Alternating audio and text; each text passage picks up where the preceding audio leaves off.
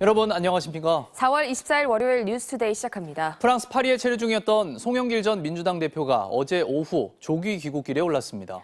출국 전 송 전 대표는 차분하게 사태를 해결하도록 노력하겠다며 5개월 가까이 머물던 파리를 떠났습니다. 조명아 특파원입니다.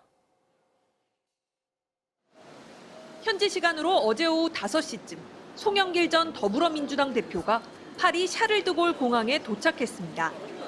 나홀로 귀국길에 오른 송 전 대표는 조기 귀국 심경을 묻는 취재진의 질문에 송구한 마음이라고 짧게 답변했습니다. 어제 기자회견 때 말씀드린 것처럼 송구스러운 마음으로 들어갑니다.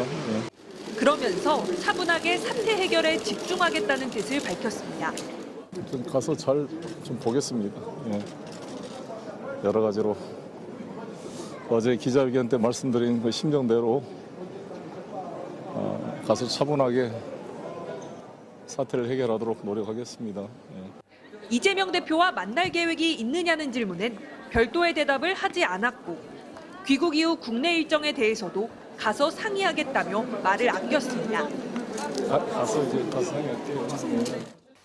전날 파리에서 기자회견을 진행한 송 전 대표는 2021년 전당대회에서 불거진 캠프의 이른바 돈봉투 의혹과 관련해 정치적 책임을 지고 탈당하겠다는 뜻을 밝혔습니다. 또 조기 귀국해 검찰 조사에 응하는 등 사태 해결에 적극 나서겠다고 말했습니다. 하지만 돈봉투 의혹은 몰랐다는 기존 입장을 다시 강조했고 핵심 인물인 강래구 수자원공사 감사에 대해서도 총선 출마 대신 감사가 됐고 캠프에 참여할 신분이 아니라고 선을 그었습니다. 조기 귀국길에 오른 송 전 대표는 오늘 오후 3시쯤 인천공항에 도착할 예정입니다. 파리에서 MBC 뉴스 조명아입니다. 정부 여당이 전세 사기 피해자를 지원하기 위해서 한시적 특별법을 제정하기로 했습니다. 피해자들에게 우선 매수권을 주고 공공 매입을 통해 임대주택을 제공하겠다는 건데요. 피해 보증금을 우선 지원하는 야권의 법안엔 선을 그었습니다. 구민지 기자입니다. 여당 지도부와 원희룡 국토부 장관 등은 당정협의회를 열고 전세 사기 피해자들을 위한 특별법을 이번 주 안에 발의하기로 뜻을 모았습니다. 전세 사기 피해자 지원 및 주거 안정을 위한 특별법 제정을 추진하기로 했습니다. 이 특별법을 통해서 피해 임차인의 주거권을 보장하겠습니다. 주택을 구입할 의향이 있는 피해 세입자에게는 우선 매수권을 부여하고 낙찰받을 때 관련 세금을 깎아주는 한편 장기 저리로 융자금도 지원하기로 했습니다. 집을 임대해 계속 살기를 원할 땐 LH 등에서 주택을 구입한 뒤 공공임대주택 형식으로 제공하기로 했습니다. 지난 금요일 국토부가 내놓은 LH의 공공매입 방식을 특별법에 담기로 한 건데 당정은 추가 재원이 들지 않는다는 점을 강조했습니다. 이미 잡혀 있는 LH의 5조 원대 그리고 지자체의 1조 원이 넘는 원래 집행해야 될 예산이 이미 있습니다. 추가 예산은 전혀 들어가지 않습니다. 다만 야권에서 발의한 선 지원 후 구상권 방식의 공공매입 법안에는 선을 그었습니다. 피해자들의 전세 보증금을 세금으로 직접 지원하는 방식이라며 국가가 거기까지 해줄 순 없다고 말했습니다. 막대한 국민 세금이 투입되고 결국 그 부담이 모든 국민에게 전가되는 포퓰리즘이고 무책임한 생각입니다. 이에 대해 민주당은 수개월이나 법률안 제출을 미루다가 전세보증금 환수 방안을 뺀 채 대책을 내놨다며 핵심이 빠졌다고 비판했습니다. 세금 감면과 장기저리 융자만으로는 피해자들에게 온전한 대책이 될 수 없다는 겁니다. 여야는 오는 27일 본회의에서 전세 사기 관련 법안을 최대한 처리하기로 했지만 이렇게 입장 차이가 남아 진통이 예상됩니다. MBC 뉴스 구민지입니다. 전세 사기 피해자 단체가 피해 주택의 보증금 채권 매입 방안을 거부한 당정협의회 결과에 대해 일방적인 정책 발표를 강행했다고 비판했습니다. 전세 사기 깡통 전세 피해자 전국대책위원회는 입장문을 통해 피해자들이 가장 원하는 방안은 보증금 채권의 공공 매입이라며 당정협의 결과에 매우 실망스럽다고 밝혔습니다. 이어 당정협의회의 방안은 보증금 채권 공공 매입을 대체하기 어렵다며 무조건 반대만 하지 말고 보완할 수 있는 별도의 피해 대책을 제시하라고 요구했습니다. 윤석열 대통령이 오늘부터 30일까지 5박 7일간 미국을 국빈 방문합니다. 바이든 대통령과 정상회담을 하고 상하원 합동의회 연설에도 나섰는데요. 이번 방문에서 어떤 논의가 이루어질지 조희영 기자가 취재했습니다. 윤석열 대통령이 한국 정상으로서는 12년 만에 국빈 방문을 위해 오늘 미국으로 출발합니다.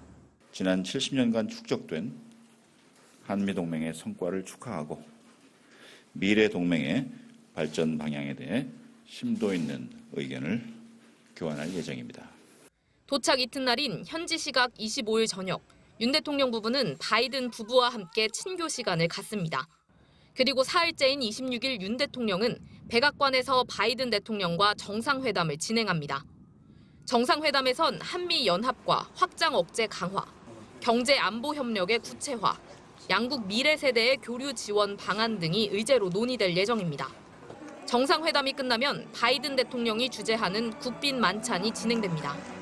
다음 날인 27일, 윤 대통령은 미국 상하원 합동의회 연설에 나서 70년을 맞은 한미 동맹의 의미를 강조할 계획입니다.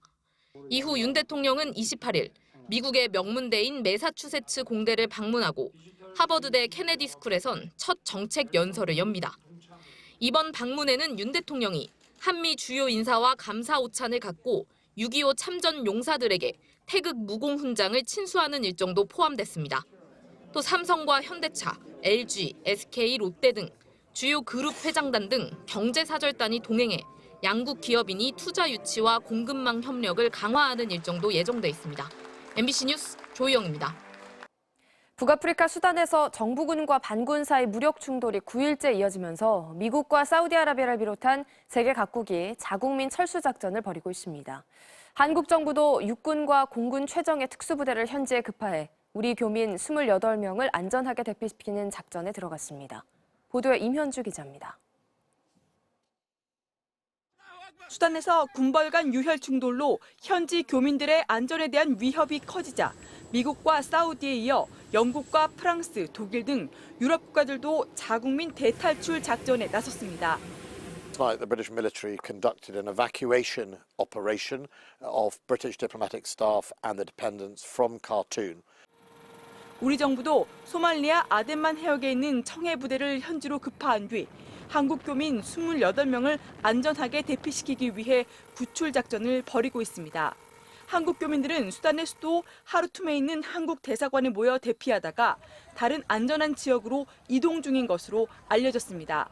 정부 관계자는 보안상의 이유로 이동 경로는 밝힐 수 없지만 교민들 신변에는 이상이 없다고 전했습니다. 우리 공군은 수단 인근 국가인 지부티 미군 기지에서 대기 중인데 하르툼에서 미군 기지가 1200km가량 떨어져 있어 교민들을 안전하게 이동시킬 수 있는 육로나 항공편 등을 모두 검토 중인 것으로 알려졌습니다. 수단 정부군과 반군은 이슬람 최대 명절인 라마단 종료를 기념하는 휴일을 맞아 지난 21일부터 사흘간 휴전에 합의했지만 산발적인 교전이 끊이지 않고 있습니다. 미국 정부는 교민 70여 명을 대피시켰으며 프랑스와 네덜란드 등 유럽 국가들도 수단 내 자국민을 탈출시키기 위해 긴급 작전을 진행 중입니다. MBC 뉴스 임현주입니다.